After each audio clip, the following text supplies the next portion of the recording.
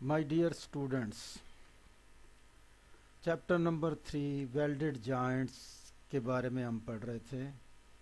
हमने definition of welding पढ़ ली थी, टाइप्स ऑफ वेल्डिंग जॉइंट्स पढ़ लिए थे, उसके बाद टर्मिनोलॉजी ऑफ वेल्डिंग जॉइंट्स पढ़ ली थी। आज हमने डिज़ाइन ऑफ फिलेट वेल्ड करना है। डिज़ाइन ऑफ फिलेट वेल्ड को समझना बहुत ज़रूरी है और इसी से फिर हम जो है वो डिज़ाइन करेंगे।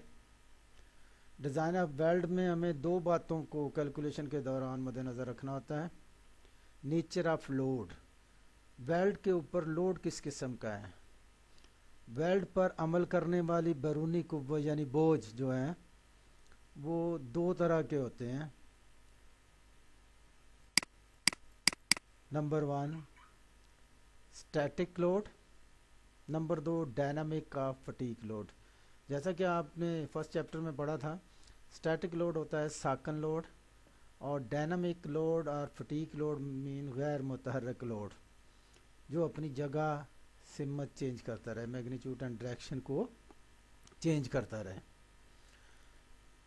जब स्टैटिक लोड होगा जॉइंट पर, वेल्ड पर, इस सूरत में बोझ वेल्ड की लंबाई पर यकसा अंदाज में यानी यूनिफॉर्मली अमल करता है और इस तरह वेल्ड की लंबाई में पैदा होने वाला स्ट्रेस भी लंबाई के हिस्सों पर यकसा नौयत का होता है। डायनामिक और फटीक लोड, इस सूरत में बोझ वेल्ड की लंबाई पर यकसा अंदाज में अमल नहीं करता बल्कि इसकी मकदार मुख्तलिफ मकामात पर मुख्तलिफ होती है और इस तरह वेल्ड की लंबाई में पैदा होने वाला स्ट्रेस भी मुख्तलिफ होता है। बोझ की वेरिएबल नौयत के बाद, वेरिएबल नौयत मीन जब उसको जो चेंज कर रहा है अपनी डायरेक्शन एंड मैग्नीट्यूड, तो उसकी वजह से वेल्ड डिज़ाइन के दौरान अलाउएबल स्ट्रेस जो होती है उसकी तरमीम करते हैं हम और फिर डिज़ाइन करते हैं। अलाउएबल स्ट्रेस को एक मुस्तकिल अदद के को कहते हैं स्ट्रेस कंसंट्रेशन फैक्टर से तकसीम करने पर हासिल करते हैं। फटीक स्ट्रेस यानी फटीक लोड जो स्ट्रेस पैदा करेगा, फटीक स्ट्रेस बराबर होगी स्टैटिक स्ट्रेस ओवर के, वेयर के क्या है जी, स्ट्रेस कंसंट्रेशन फैक्टर। तो ये फार्मूला है, अगर लोड फटीक होगा तो स्ट्रेस जो अलाउएबल स्ट्रेस दी होगी जोड़ के मुताबिक के की वैल्यू से उसे तकसीम करना है और फिर जो स्ट्रेस आएगी वो सवाल में पुट करनी। इसे ज़रा समझने की ज़रूरत है कि जो स्टैटिक लोड होता है उसमें स्ट्रेस कंसंट्रेशन फैक्टर 1 होता है। अब ये देखें, मैंने मुख्तलिफ जोड़ों के लिए के की कीमतें दर्ज की हैं। नंबर 1 रीएनफोर्स बट जॉइंट के लिए के की कीमत होगी 1.2। ट्रांसवर्स फिलेट जॉइंट जो कि हमारा जॉइंट है जिसको हमने डिज़ाइन करना है उसके लिए 1.5 और पैरेलल फिलेट वेल्ड उसके लिए 2.7 और टी बट जॉइंट के लिए 2। डियर स्टूडेंट, दोनों सूरत हवाल से मुराद क्या है कि स्टैटिक लोड और डायनामिक और फटीक लोड में कैलकुलेशन प्रोसीजर एक जैसा ही होता है। सिर्फ लोड की नौयत के मुताबिक अलाउएबल स्ट्रेस इस्तेमाल करना चाहिए। स्टैटिक लोड की सूरत में स्ट्रेस कंसंट्रेशन फैक्टर यानी के की वैल्यू कितनी होगी 1। अगर अलाउएबल स्ट्रेस को हम एक से तकसीम करेंगे तो वो एक ही आएगा, यानी स्टैटिक लोड में जो स्ट्रेस होगी वही इस्तेमाल करेंगे जो सवाल में दी हुई होगी। और अगर फटीक लोड है तो उसमें अगर ट्रांसवर्स फिलेट वेल्ड है तो अलाउएबल स्ट्रेस को 1.5 से तकसीम करने के बाद जो फटीक स्ट्रेस आएगी, यानी जो फटीक स्ट्रेस, ये देखें मैं कर्सर को वहाँ पर घुमा रहा हूँ, ये फटीक स्ट्रेस यानी जब जॉइंट के ऊपर डायनामिक और फटीक लोड होगा उस सूरत में जो फटीक स्ट्रेस निकालनी है वो जो सवाल में स्ट्रेस दी होगी स्टैटिक स्ट्रेस, उसको के यानी स्ट्रेस कंसंट्रेशन फैक्टर से तकसीम करेंगे। अगर जॉइंट ट्रांसवर्स फिलेट वेल्ड है तो 1.5 से तकसीम करेंगे। अगर पैरेलल फिलेट जॉइंट है तो 2.7 से तकसीम करके फटीक स्ट्रेस निकालेंगे। जो फटीक स्ट्रेस निकलेगी उसे कैलकुलेशन में शामिल करेंगे और देन जवाब निकालेंगे। अब हम मालूम करते हैं strength of transverse fillet joint. Dear students, fillet joint tensile load को बर्दाश्त करने के लिए डिज़ाइन करते हैं। आप देखें ये जो लोड लग रहा है, ये देखें, ये फ्रंट व्यू दिखाया गया है, ये टॉप व्यू दिखाया गया है। अगर एक तरफ जॉइंट लगा हुआ है तो ये सिंगल ट्रांसवर्स फिलेट जॉइंट कहलाता है। ये साइज ऑफ वेल्ड है, जैसा कि टर्मिनोलॉजी में मैंने आपको समझाया था कि थिकनेस ऑफ प्लेट और साइज ऑफ वेल्ड को हम जो है वो एस के बराबर रखते हैं। थिकनेस ऑफ प्लेट भी कह देते हैं या साइज ऑफ वेल्ड कह देते हैं। तो ये साइज, अगर एक तरफ जॉइंट लगा हो फिलेट जॉइंट में तो फिर वो सिंगल ट्रांसवर्स फिलेट वेल्ड कहलाता है। ये टॉप व्यू मैंने दिखाया है, इसमें ये देखें, ये देखें, ये लगा हुआ है इसके ऊपर बीड, ये जॉइंट लगा हुआ है, टॉप व्यू में नज़र आ रहा है। ये इसकी टोटल लंबाई है इस बीड की, इस वेल्ड की, और ये जो फासला है ये साइज ऑफ वेल्ड है। ये है डबल ट्रांसवर्स फिलेट वेल्ड। इसमें दोनों तरफ, ऊपर भी, ये निचली तरफ डॉटेड लाइन से शो किया गया है ताकि ये टॉप व्यू में जब हम देख रहे हैं तो ये हमें छुपा हुआ नज़र आएगा। ये ऊपर से हमें नज़र आ रहा है तो ये वाज़े नज़र आएगा। ये लंबाई है और ये साइज ऑफ वेल्ड है। अगर दोनों तरफ जॉइंट लगा है तो वो कहलाएगा डबल ट्रांसवर्स फिलेट वेल्ड। अब देखें, यही चीज़ जो है ये हम एक राइट एंगल ट्राइंगल बन रहा है। ये जो जॉइंट है ये दिखा रहा हूँ मैं इस जगह ABC।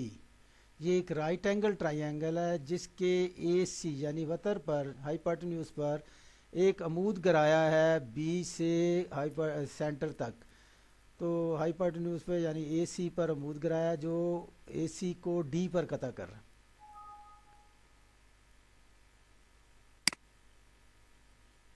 आप देखेंगे कि भाई इसको मैंने अब खोल के यहाँ बना दिया है। ये हाइपोटेन्यूज अब बेस बन गया और ये BD जो है ये थ्रॉट थिकनेस कहलाता है, ये अमूद बन गया। अब देखें ये AC, ये देखें ये AC और ये B ऊपर और ये D, AC को D जो है इधर कता कर रही है। तो ये दो राइट एंगल ट्राइंगल्स बन गए। एक राइट एंगल ट्राइंगल ADB, दूसरी बन गई DCB।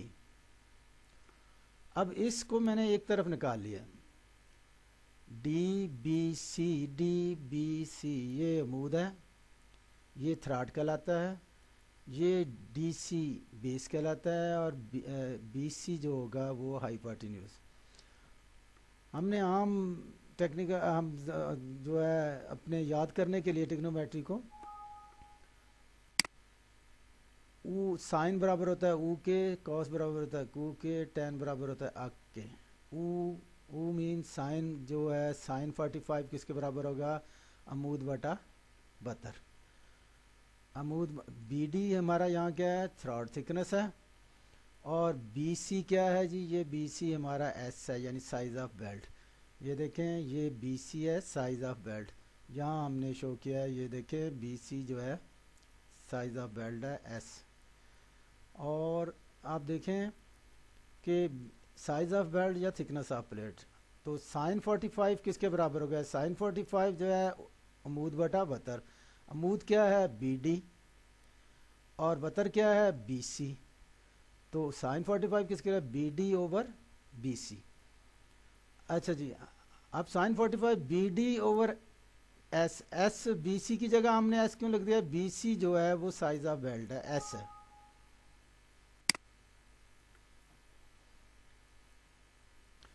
डियर स्टूडेंट्स, अब sine 45 B D over S, B D को अगर हम बाहर निकालें तो बी डी बराबर किसके होगा, इन दोनों को क्रॉस मल्टीप्लाई करें, ऊपर से नीचे वाले को ज़रब दें तो साइन 45 ज़रब एस, साइन 45 की वैल्यू होती है 0.707 ज़रब एस।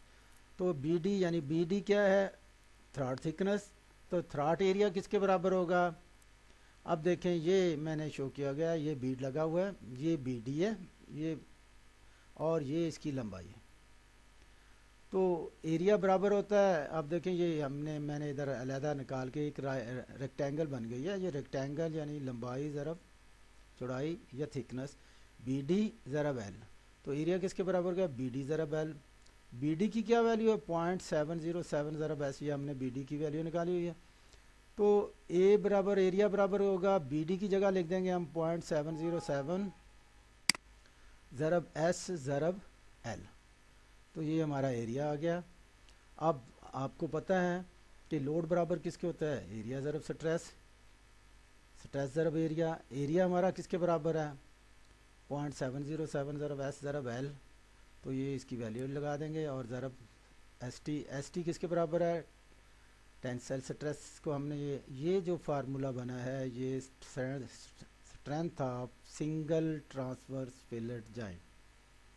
अब strength of double transfer fillet weld को 2 से इसे मल्टीप्लाई कर दें तो डबल हो जाएगा, क्योंकि 2 बीट लगते हैं डबल ट्रांसवर्स में, तो ये हो जाएगा 1.414 ज़रब एस ज़रब एल ज़रब एस टी।